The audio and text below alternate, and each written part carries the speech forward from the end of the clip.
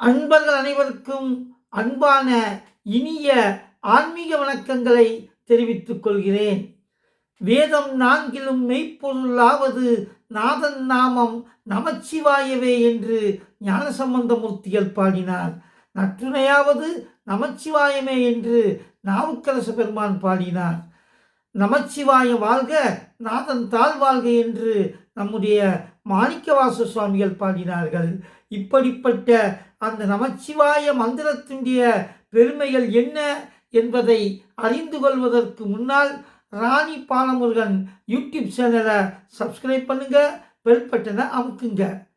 அன்பர்களே, ஒரு முறை நாரத மகரிஷி கைலாயமலைக்கு செல்லுகின்றார். கைலாயமலைக்கு சென்று எல்லாம் வல்ல சிவபெருமானை வணங்குகின்றார். வணங்கிவிட்டு எல்லாம் வல்ல சிவபெருமானிடம் கேட்கின்றார், சுவாமி, நமச்சிவாயம் என்று சொல்லப்படக்கூடிய அந்த மந்திரத்தின் பெருமை என்ன? அதை நான் அறிந்து கொள்ளலாமா என்று கேட்கிறார். கேட்டவுடனே சிவபெருமான் சொல்லுகின்றார், அதை அறிந்து கொள்வதற்கு முன்னால் நீ தெரிந்து கொள் என்று சொல்லி பூலோகத்திலே ஒரு மண்ணிலே ஊர்ந்து கொண்டிருக்கக்கூடிய ஒரு புழுவினை காமிக்கின்றார். இந்த புழுக்க போய் நமச்சிவாயம் என்று சொல்லப்படக்கூடிய மந்திரத்தை சொல்லு அப்படின்னு சிவபெருமான் அனுப்பிச்சி வச்சார். நாரதரும் வருகின்றார் பூலோகத்துக்கு. வந்து அந்த ஊர்ந்து கொண்டிருக்கக்கூடிய புழுவுக்கு பக்கத்தில் போய் ஓம் நமச்சிவாயா அப்படிங்காரு. அப்படி நமச்சிவாய மந்திரத்தை சொன்ன மாத்திரத்தில் அந்த புழு என்ன செய்யுதுன்னா செத்து போயிடுது. செத்து போனோடனே நாரதர் ஆச்சரியமாக பார்க்காரு. உடனே கைலாயத்துக்கு வராரு. கைலாயத்துக்கு வந்து, சாமி, நமச்சிவாயம் என்று சொல்லப்படக்கூடிய அந்த மந்திரத்தை சொன்னேன், அந்த புழு செத்து போச்சு. அப்படியா? சாமி சொல்கிறாரு. அப்படியா? அதோ அந்த காடு தெரியுது பார்த்தியா, அந்த காட்டில் அந்த உயரமான சிங்கம் ஒன்று கச்சித்து கொண்டிருக்கிறது பார்த்தியா? ஆமாம். அந்த சிங்கத்துக்கு முன்னால் போய் நமச்சிவாயம் என்று சொல்லப்படக்கூடிய அந்த மந்திரத்தை சொல்லு அப்படின்னாரு. அப்போ நாரதன் சொல்கிறாரு, சிங்கம் போயிட்டா எனக்கு ஏதாச்சும் ஆபத்து வந்துடாதா? ஒரு ஆபத்து வராது. நீ போய் அந்த சிங்கத்திட்ட போய் அந்த நமச்சிவாய மந்திரத்தை சொல்லு அப்படின்னு சொல்லி அனுப்பிச்சி வைக்காரு. அனுப்பிச்சி வச்ச உடனே நாரதர் என்ன செய்தார்னா, அந்த சிங்கத்துக்கு முன்னால் போய் அந்த சிங்கத்தை வணங்கி ஓம் நமச்சிவாயா அப்படின்னு சொன்னார். சொன்ன உடனே சிங்கம் செத்து போயிடுது. சிங்கம் செத்த உடனே நாரதர், என்னடா நமச்சிவாய மந்திரத்தை சொன்னால் அன்னைக்கு புழு செத்து போச்சு, இன்னைக்கு இவ்வளோ பெரிய சிங்கம் செத்து போச்சு, என்னடா அப்படின்னு சொல்லிட்டு அவர் மீண்டும் சிவபெருமான்கிட்ட வர்றாரு. வந்த உடனே சொல்லுகின்றார், சாமி, நீங்கள் சொன்னது போல் ஓம் நமச்சிவாய மந்திரத்தை சொன்னேன், அந்த சிங்கம் செத்துருச்சு. சாமி சொல்கிறாரு, அப்படியா? அப்போ நமச்சிவாய மந்திரத்தை சொன்னால் இந்த மாதிரி உயிரினங்கள் இறந்து விடுகின்றதே அப்படின்னு சொல்லி நாரதர் வந்து சிவபெருமான்கிட்ட கேட்டாராம்.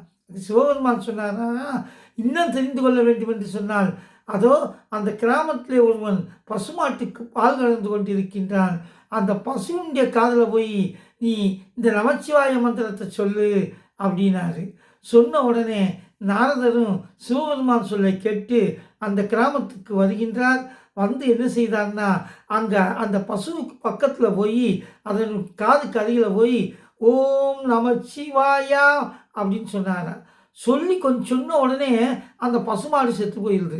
நாரதன் நினைக்காரு, நமச்சிவாய மந்திரத்தை சொல்லிட்டா சாவு கண்பாம்டம் போல இருக்குது, எனவே தான் இந்த பசு இறந்து போயிடுச்சு அப்படின்னு ஓடோடி வந்து சிவபெருமான்கிட்ட வந்து, சாமி, அந்த பசுவினுடைய காதில் சொன்னேன், ஆனால் அந்த பசுவும் செத்து போச்சு. அப்படியா? சரி, அதோ பார், காசி தெரிகின்றது. அந்த காசியில் இருக்கக்கூடிய அந்த மகாராஜாவுக்கு பல ஆண்டுகளுக்கு பிறகு இப்போ ஒரு ஆண் குழந்தை பிறந்திருக்கின்றது.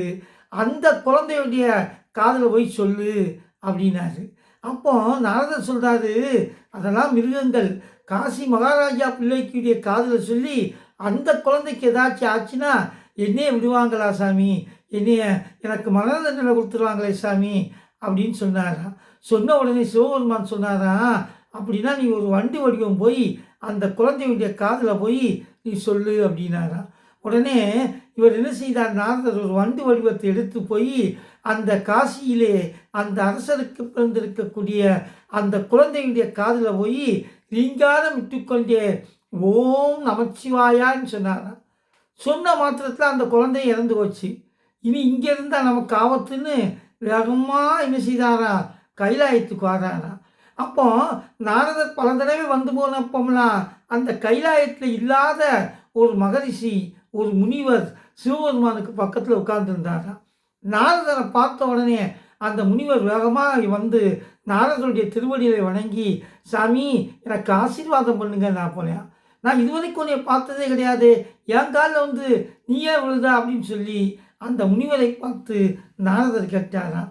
அப்போ அந்த முனிவர் சொன்னாராம், நீங்கள் தான் எனக்கு குருநாதர்னாராம். நான் உங்களுக்கு எப்போ குருநாதனா இருந்தேன் அப்படின்னு நாரதர் கேட்டாராம்.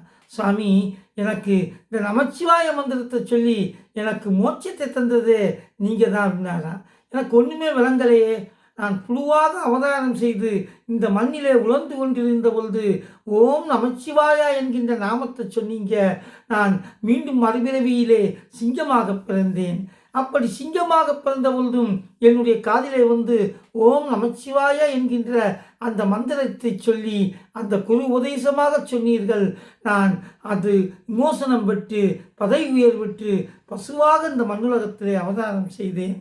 நான் பசுவாக இருந்த பொழுது என்னுடைய காதிலே வந்து ஓம் நமச்சிவாயா என்று சொல்லப்படக்கூடிய இந்த மந்திரத்தை சொன்னீர்கள்.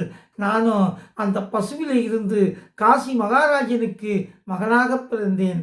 அப்பொழுதும் நீங்கள் வண்டின் வடிவத்திலே வந்து என்னுடைய காதிலே ஓம் நமச்சிவாயா என்று சொல்லப்படக்கூடிய அந்த மந்திரத்தை சொன்னீர்கள். நான் என்னுடைய பிறவி என்று சொல்லப்படக்கூடிய அந்த பிறவி தலையினை நீக்கிவிட்டு சிவபெருமானுக்கு பக்கத்திலே இருக்கக்கூடிய ஒரு பெருமையையும் ஒரு சிறப்பையும் தருவதற்கு நீங்கள்தான் ஓம் நமச்சிவாயா என்று சொல்லப்படக்கூடிய அந்த மந்திரத்தை எனக்கு குரு உபதேசம் செய்தீர்கள். அதனால் நான் பிறவித்தலையை நீக்கி சிவபெருமானுக்கு அருகிலே இருக்கக்கூடிய அந்த பெருமையை பெற்றுள்ளேன் என்று அந்த மகரிஷி நாரதரிடம் சொன்னாராம்.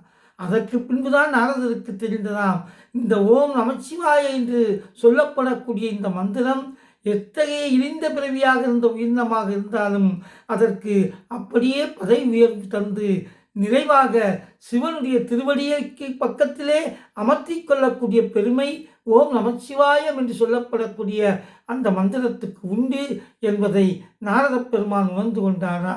எனவே அன்பர்களாகிய நீங்களும் நமச்சிவாயம் என்று சொல்லப்படக்கூடிய அந்த மந்திரத்தை சொல்லி ஈசனுடைய திருவடிகளை திருவடி தீட்சை விட்டு இந்த உலகத்திலே எல்லா நலன்களையும் பெற வேண்டும் என்று எல்லாம் வல்ல சிவனை வணங்கி விடைபெறுகின்றேன். நன்றி, வணக்கம்.